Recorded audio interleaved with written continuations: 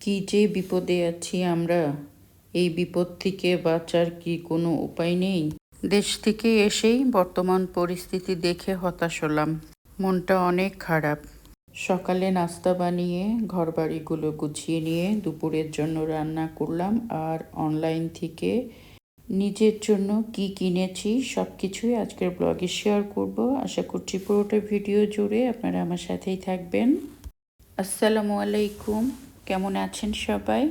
কাছে বা দূরে যে যেখান থেকে আমার আজকের ভিডিওটা দেখছেন, আশা করি আল্লাহর রহমতে সবাই ভালো আছেন, সুস্থ আছেন।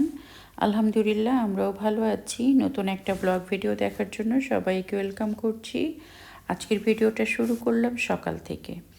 অফ ক্যামেরায় আমি কিন্তু একটু নাস্তা করে নিয়েছি।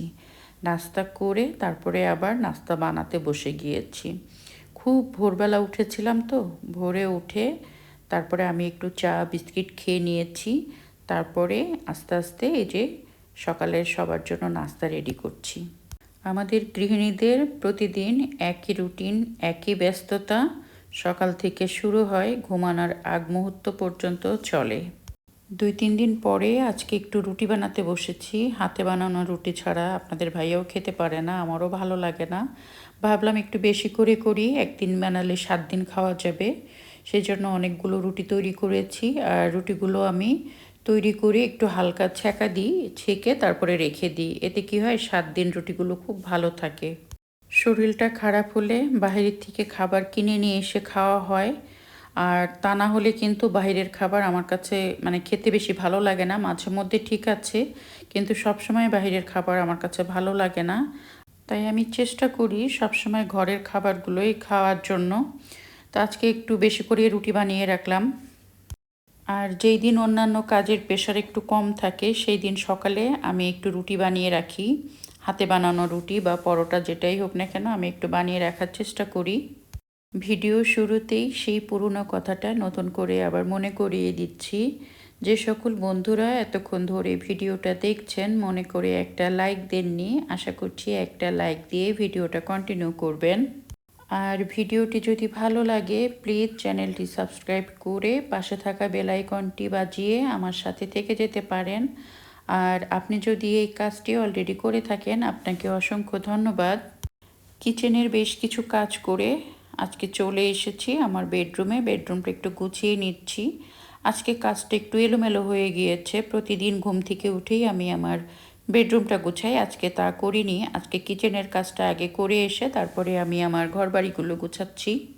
কি যে একটা বিপদের মধ্যে আছি আমরা, এই বিপদ থেকে বাঁচার কি কোনো উপায় নেই?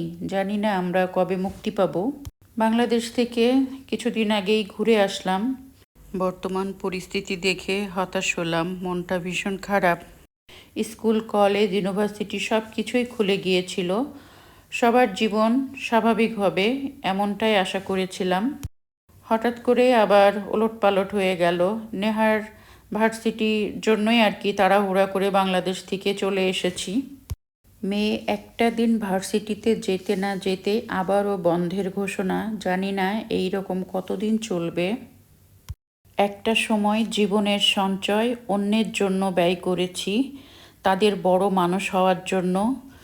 এখন নিজের সন্তানের জন্য কতটুকু করতে পারবো জানি না, চেষ্টা করছি। পড়াশোনা করে নিজের পায়ে দাঁড়াতে পারে, অন্যের কাছে হাত পাততে না হয়, সেই চেষ্টাটা আমরা বাবা মা হিসাবে করছি। প্রতি মাসে 3-4 লাখ টাকা বেতন দিয়ে ইউনিভার্সিটিতে বাচ্চাকে পড়াতে হয়। সেখানে যদি পড়াশোনা না হয়, আর অনলাইনের পড়াশোনা আমার কাছে একদমই ভালো লাগে না। কি করব বুঝতে পারছি না। প্রবাসে থাকার যেমন সুবিধাও আছে, আবার অসুবিধাগুলোও আছে। প্রবাসে থাকার চেয়ে যদি বাংলাদেশে থাকা যায়, একজন মানুষ যদি মাসে 50 থেকে 1 লক্ষ টাকা যদি তার মাসে ইনকাম থাকে, বা ছোটোখাটো একটা বিজনেস থাকে, বা নিজের একটা বাসা থাকে, আমি মনে করি সেই মানুষটাই সব থেকে ধনী। পৃথিবীর যেই প্রান্তেই যাই না কেন, বাংলাদেশের মতো শান্তি কিন্তু কোথাও নাই। আগেই বলেছি, কিছুটা সুযোগ সুবিধা এখানে বেশি আছে। যেমন আমাদের এখানে নিরাপত্তা আছে। বাংলাদেশে আমি নিজে গেলেও নিরাপত্তা অভাব বোধ করি, এখানে সেটা করি না। এরকম অনেক কিছু আছে যেটা এখানে আছে ওখানে নেই, তারপরেও নিজের দেশ মনে হয় যে অল্প টাকা পেলেও সেখানে শান্তিতে চলা যায়। এখানে প্রচুর টাকা খরচ করেও মনে হয় যে মানসিক শান্তিটাও মাঝে মধ্যে থাকে না। যাই হোক, অনলাইন থেকে আমি আমার নিজের জন্য কি কিনেছি সেটা আপনাদেরকে একটু দেখাই। বাংলাদেশ থেকে আসার পরেই অনলাইন ফার্স্ট শপিং করলাম। যেহেতু সামনে ঈদ আসছে, আমি সারাক্ষণ মোবাইলে থাকি, দেখতে থাকি কোন কোন ড্রেস সুন্দর আছে। এই ড্রেসটা আমার কাছে ভালো লাগছিল, ভাবলাম এটা অর্ডার করে দিই।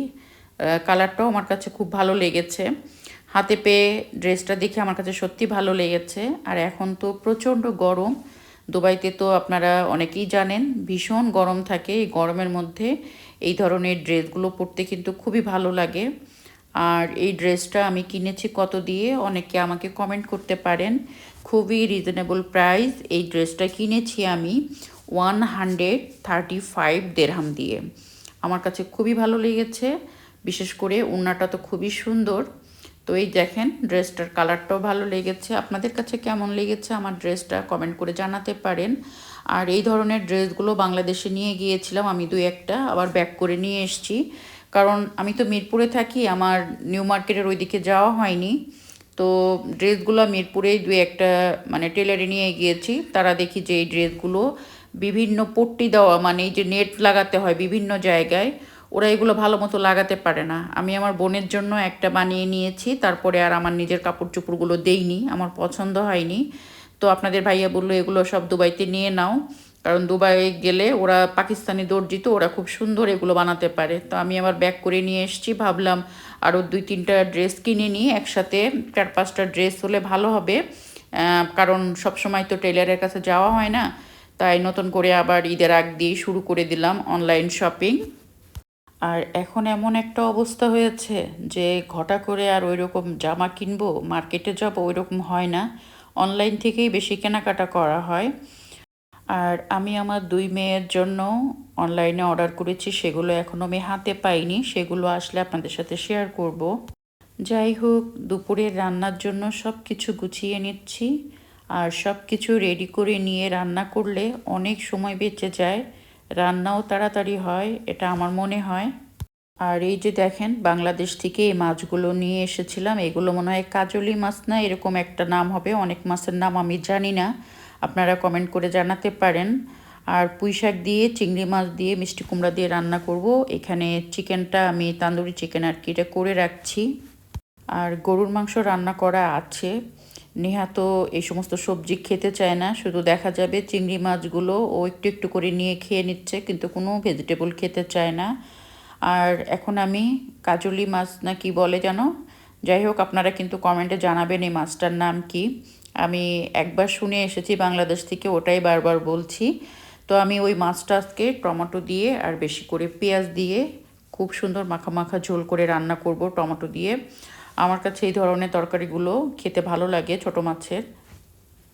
আর আমার দেশের বাড়ি তো কুষ্টিয়াতে, যার কারণে আমরা কিন্তু বেশিরভাগ তরকারিতেই ছোট মাছ, নিরামিষ তরকারি, বড় মাছের ভিতরেও মাঝে মধ্যে কিন্তু আমরা সরিষা বাটা খাই। অনেকে তো শুধু ইলিশ মাছ দিয়েই সরিষা বাটা দিয়ে রান্না করে খান, আমরা কিন্তু অনেক তরকারিতেই সরিষা বাটাটা দিই। তো আমি এই যে দেখতে পাচ্ছেন মশলাটা দিয়ে কষিয়ে নিচ্ছি। আর সরিষা বাটাটা আমি সব সময় বেটে ডিপ ফ্রিজে সংরক্ষণ করি, সেখান থেকে একটু নিয়ে আমি এখন দিয়ে দিব। এই যে দিয়ে দিলাম। এতে করে কি হয়, আমার তরকারিটা একটু ঘন হবে, আর খেতেও কিন্তু অনেক মজা লাগে। আপনারা অনেকেই খান না আমি জানি, কিন্তু যারা খান তারা কিন্তু জানেন একটু সরিষা বাটা দিয়ে তরকারিটা রান্না করলে খেতে ভালো লাগে।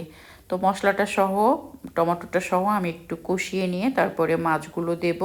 কারণ মাছটা তো খুব নরম, মাছটাতে বেশি পানি দেব না, অল্প পানি দিয়ে মাছটা আমি একদম চচ্চড়ির মতো করে নেব। হালকা হালকা একটু ঝোল থাকবে, চচ্চড়ির মতো করে নেব। আর এই মাছটা হাতে মাখিয়ে রান্না করলেও খেতে ভালো লাগে। তবে আমি মনে করলাম এইভাবে করে রান্না করি, এইভাবে করে রান্না করে খেতে মন চাইছিল, সেজন্য এইভাবেই মাছটা বসিয়ে দিলাম। আর অলরেডি আমি আরেকটা গ্যাসের চুলায় চিংড়ি মাছ দিয়ে, পুঁই শাক দিয়ে আর একটু মিষ্টি কুমড়া দিয়েছি, দিয়ে রান্না করে নিচ্ছি। আজকে দুপুরে কি রান্না করেছিলাম, দুপুরের মেনুটাও আপনাদের সাথে শেয়ার করে দিলাম। দেশ থেকে আসলে মজার মজার দেশি খাবারগুলো প্রায় 1-2 সপ্তাহ খুব ভালোই খাওয়া হয়। আমার তো খুব ভালোই লাগে দেশি খাবার খেতে। আর ভিডিওটা বড় করব না, আপনাদের কাছ থেকে বিদায় নেব। আপনারা যে যেখানেই আছেন ভালো থাকেন, সুস্থ থাকেন। আর অবশ্যই আমাদের জন্য দোয়া রাখবেন। আমিও আপনাদের জন্য দোয়া রাখি। আজকের মতো এখানে শেষ করছি। আল্লাহ হাফেজ।